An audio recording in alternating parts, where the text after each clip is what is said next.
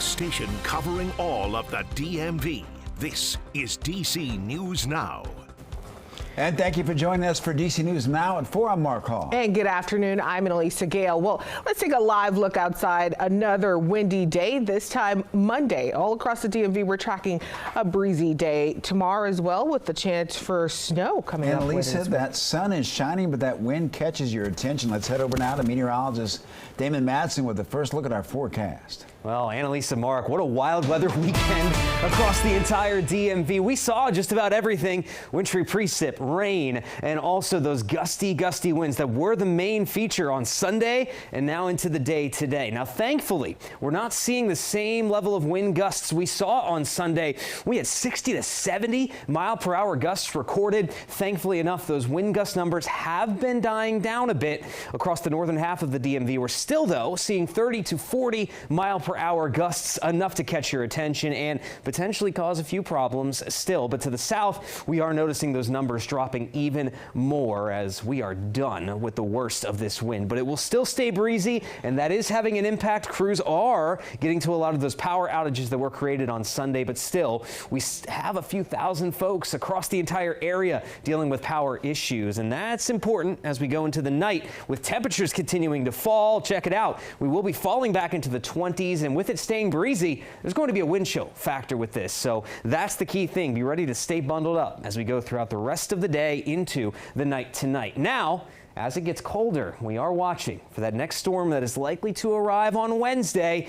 And we already have a winter storm watch for St. Mary's County. For our southern counties, we could be seeing a bit of that snow, but this storm is still adjusting with its track, so the forecast still something we have to keep an eye on. We'll give you the latest, though, on what could be on the way for Wednesday with this winter storm coming up here in just a bit. All right, Damon, well, those high winds are causing problems across the region. Yeah, and crews in Montgomery County, they continue their cleanup efforts at this hour with downed trees and those downed power lines as well. DC News Now's Liberty Simmons joining us live along Upton Drive in North Kensington, Maryland. Yeah, Liberty, how bad is the damage there? Well, Mark and Annalisa, it is blustery out here, and I want to show you these massive trees and where they came tumbling down onto this home and in its yard. Now, thankfully, the neighbors here say that the couple who lives here is okay, but many people here are still without power. It's pretty scary. I live about a block over, so I'm glad that I was able to avoid it. Kelly Joel says thankfully her home escaped extensive damage as winds were gusting up to 50 miles an hour across the DMV. I just have a big oak tree in my backyard that should have been cut down a while ago, but it didn't fall last night, thank goodness. The winds toppled trees and power lines in neighborhoods like North Kensington, Deerwood, Bethesda, and Silver Spring. These downed lines shut down the intersection of Gale Street and College View Drive. My screen door kept opening and shutting, and I had to lock it. The wind was really kicking up. Pepco says it's working round the clock to help an estimated 9,800 customers without power, a little over 1,000 of them in Montgomery County. Meanwhile, Thomas Martin's concern is for his neighbors. I don't know how these people are going to be able to pay to get that all cut up and removed. I mean, it can cost thousands of dollars to do that. And Pepco says due to the extensive impact of this storm, it still doesn't have an estimated time for when power will be restored. For now, live here in North Kensington, Maryland, Liberty Simmons, DC News Now. All right, Liberty, we hope they get power back soon. Thank you. And we have new details on that triple shooting investigation that left 2 men dead in Northeast D.C. over the weekend. Those victims have been identified as DeAndre Williams of Waldorf, Maryland, and Deontay Bryant of Northeast Washington. That shooting happened around 1 p.m. yesterday on Minnesota Avenue near Benning Road and I-295. Williams was pronounced dead at the scene while Bryant died in the hospital. A third man did survive that shooting. And developing now, the Trump administration's job cuts are now hitting the Federal Aviation Administration. The AP reporting hundreds of workers received an email saying they were fired. The impacted workers reportedly include personnel hired for FAA radar, landing, and navigational maintenance, aid maintenance. It comes just weeks after the mid-air collision near Reagan National Airport. An FAA report said one air traffic controller was doing the job of 2 people during that crash. Since then, U.S. senators have called for increased funding and staffing at the FAA. Also, it has been another emotional day for the figure skating community weeks after several of its members died in the deadly mid-air collision crash near Reagan National Airport. And right now, skaters are preparing for a star-filled tribute to those who died. And DC News Now's Randy Bass was there today as the skating community gets ready for Legacy on Ice tribute. Randy, obviously it's going to be a special event. Yes, a special event indeed, Mark. And we were here today as those skaters laced up their skates, jumped on the ice, getting ready for the big event coming up. And let me tell you, these teenagers, they are not just terrific skaters. They are some terrific people, too. Coming together on the ice and remembering who they're skating for. Coach Cass Cross from Ashburn watching rinkside, remembering skater Everly Livingston. Like, her cheeks sparkled and she had joy for what skating was and what skating could be. And while she was quiet, she was dedicated and hardworking, and that joy never left for her. That same joy radiating throughout the rink Monday as skaters get ready for Legacy on Ice. This will always be something that, you know, is in our hearts, and it's always something that's going to be there. So it's going to be hard, and it's going to take a while for us to, you know, move on. But we'll always remember these people that were lost. 15-year-old Zuri Davis coach died in the mid-air collision near DCA almost 3 weeks ago.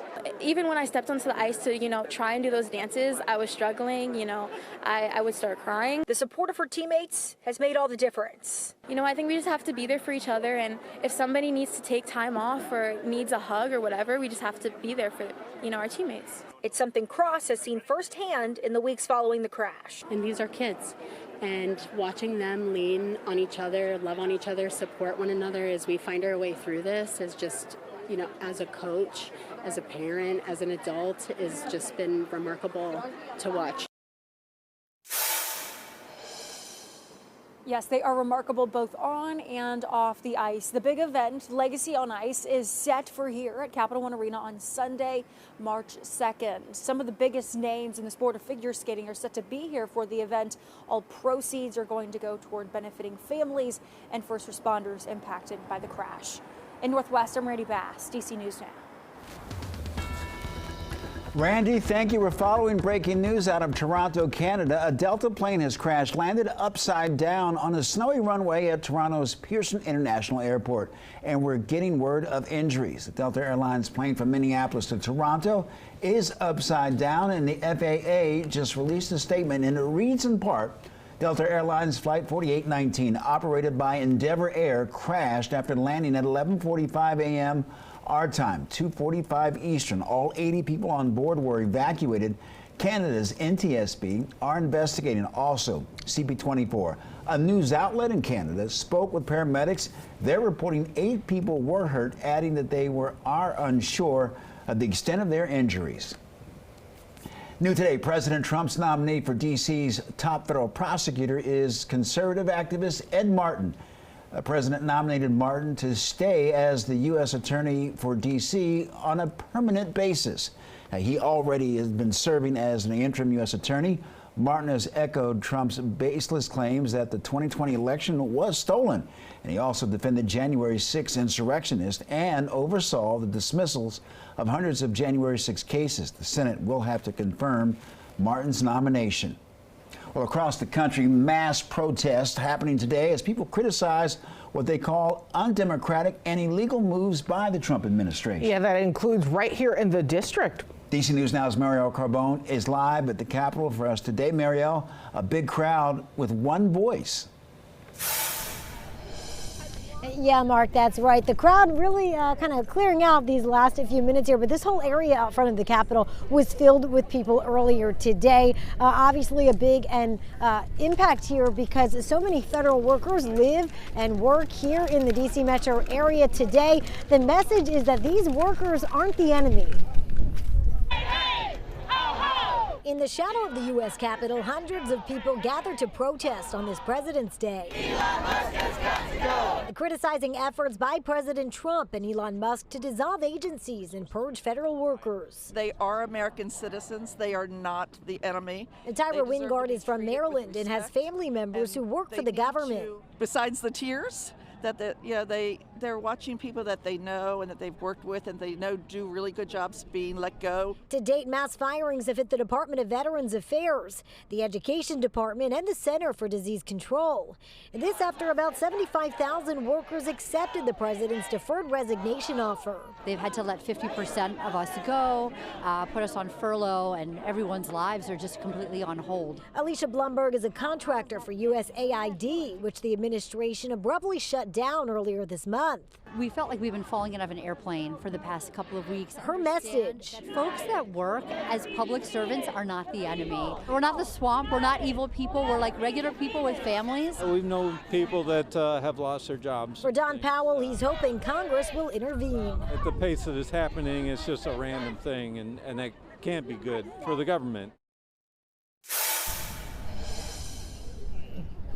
And according to a report by the Associated Press, the Office of Personnel Management has directed agencies to give notice of those impending firings and layoffs by 8 p.m. on Tuesday. Reporting live from the Capitol, I'm Marielle Carbone, DC News Now. All right, Marielle, thank you. Meanwhile, the Trump administration has had to reverse its firing of hundreds of federal workers. The employees worked on the nation's nuclear weapons programs.